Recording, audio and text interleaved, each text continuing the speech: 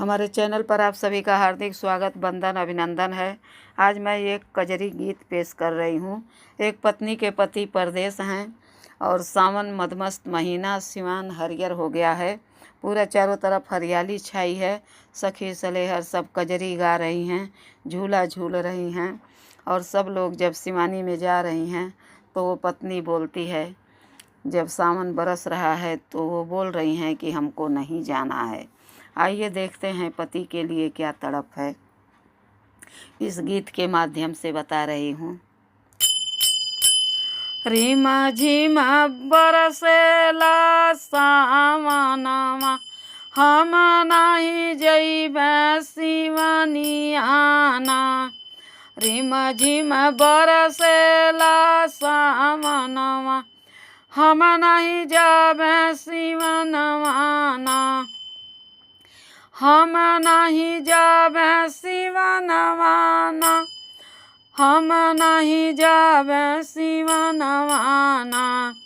रिम झिम बरसेला सावनमा, हम नहीं जाबे सिवनवाना।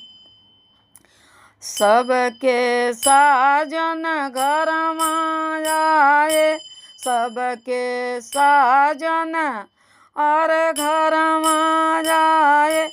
हमारे पिया विदेश में छाए ना, हमारे पिया विदेश में हो छाए ना।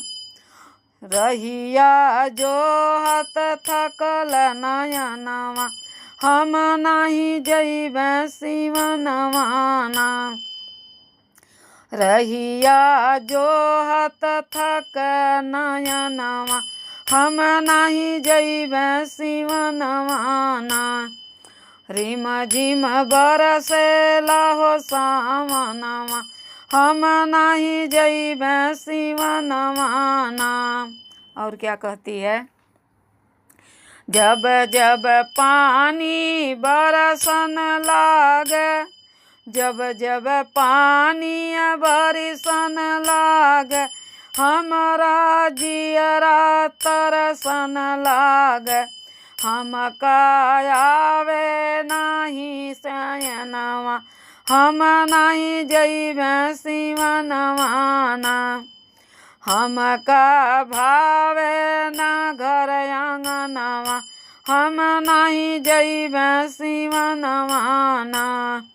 रिम झिम बरसेला हो सावनवा, हम नहीं जइबे सिवनवाना। काली घटा घेरी जब आवे, काली घटा घेरी जब आवे, हम बाद सजन के सतावे। काली घटा घेरी जब आवे, हमका याद सजन के सतावे। बिजुली तड़क तड़क डेरवावे, घर ना आए सजनवाना। रिम झिम बरसेला सावनवा, हम नहीं जइबे सिवनवाना। रिम झिम बरसेला सावनवा, हम नहीं जइबे सिवनवाना। डाल डाल पर झूला पड़ी ग, डाल डाल पर झूला पड़ी ग। सखियाँ झूलाई झूलनवाना, सखियाँ झूलाई झूलनवाना। पिया बिनु तरसे मोर परनवा, हम नहीं जइबे सिवनवाना। पिया बिनु तरसे मोर परनवा, हम ना झूलबै झूलनवाना।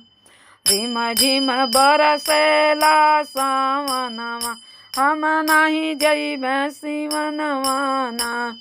रिम झिम बरसेला हो सावनवा, हम नहीं जइबे सिवनवाना।